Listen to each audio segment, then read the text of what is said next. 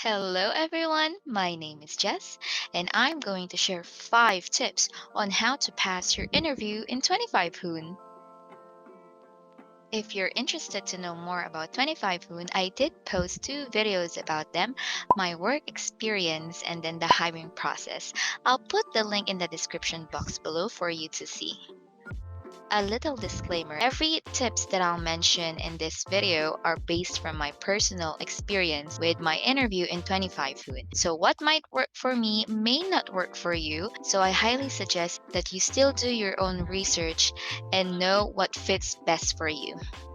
Tip number 1, follow the instructions given. So if you watch my previous video about the hiring process, I did mention that 25 Hoon will send you another email before the day of your interview.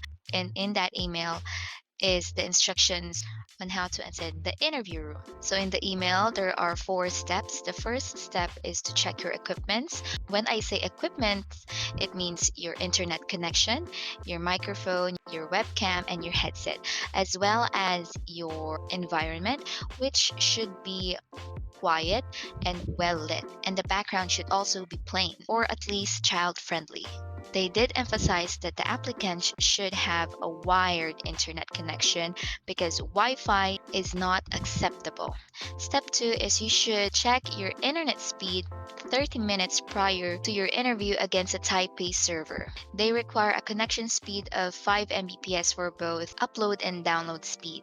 The step 3 is how you can enter the interview room. So they will send you a link, and this link is the interview room. So step 4 is how you would send the internet test results. They did emphasize that if your internet speed does not meet their minimum requirement, then you have to reschedule. Now, for my experience, I followed everything, although I did take the test again because I was doubtful that it was fast. So I did repeat the internet speed again. However, I forgot to change it to a Taipei server. So when I sent the results in the chat box, my interviewer requested me to take the test again. So it was delayed for a couple of minutes. Although I did pass the internet test results because my Mbps was around 25 for both upload and download speed. At first, it was awkward since I did make the mistake and I was already confident when it comes to attending the results. The interviewer was very nice, she was very accommodating, so nothing happened aside from that. Tip number 2, be professional. When I say be professional, what I mean is don't be late, wear something formal, prepare for backup for both power and internet interruption. Always sit straight, never slouch. Just the basic things that you need to know when you attend the interview. Tip number 3, build rapport. So what I noticed with 25 Poon's interviewer was that she was very friendly and approachable. It felt like I was talking with a friend and I felt really comfortable sharing my opinions and insights about ESL. But even though she was friendly, I tried my best to be as approachable as her.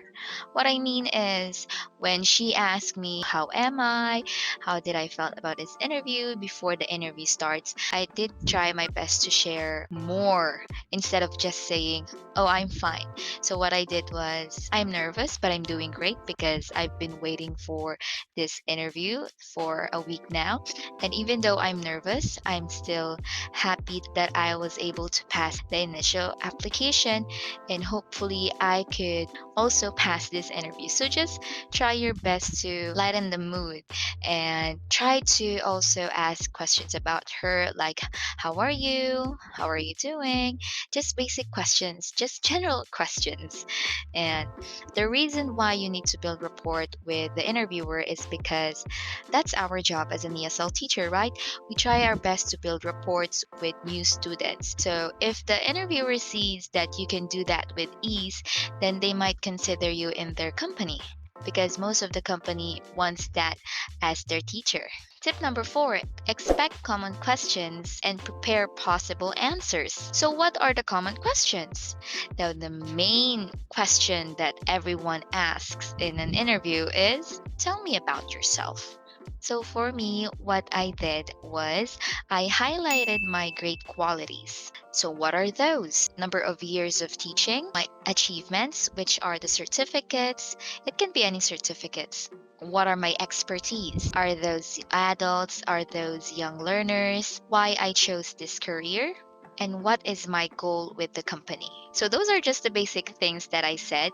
Now, it may depend for everyone else. So if you don't have any experiences with teaching online, you can just simply say that even though you don't have any experience yet in online teaching, you can say that you've been teaching your friends or your younger siblings, or you do sidelines of tutoring or homeschooling. So anything will work as long as it's related to teaching. It doesn't have to be teaching English, it can be teaching math, teaching history, so anything that relates to teaching. And it is better if your expertise in teaching is mostly young learners, because in 25 Hoon, they do want teachers who have more experience with handling juniors. Now remember, always be honest when it comes to telling about yourself. The reason for that is because the next possible questions will relate to what you said about yourself. So for me, my expertise are both for adults and young learners. So my following questions relates to both my experience with young learners and adults. So if you want the conversation to go well, always be honest when it comes to sharing information about yourself. So the other possible questions that they might ask you are, so what if a student is uninterested or distracted? What will you do if there are two students in one class? What if the student is crying?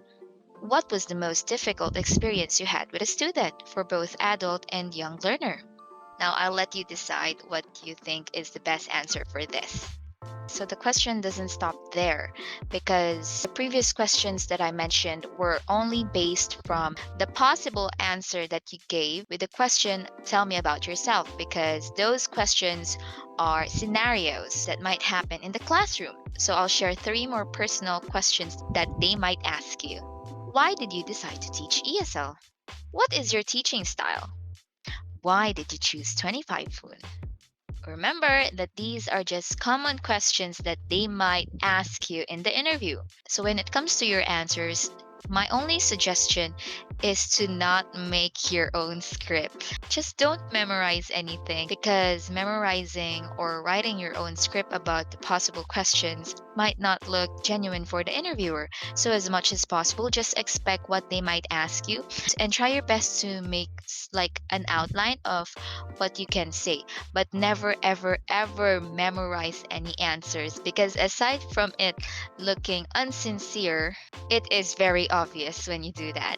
Tip number 5, always smile. It will show how approachable and how comfortable a person can be with you. So how can they be? By smiling. So just make sure that you smile naturally. What I mean is, don't smile like this. Try try your best to smile with actions like nodding or half smile and half laughing. Just make it all natural, because once you smile, everything will go smoothly from there. So those are my 5 tips on how you can pass the interview. I'm sorry if my tips were a bit short and mostly general. Hopefully the questions that I mentioned may give you an idea of what answers you can prepare for your interview. So that was it. Now, if you want to know personal tips from me about how to pass their demo lesson, then go ahead and subscribe and click that notification bell button, because that's my video for next week. Thank you so much. I'll see you next time. Bye bye.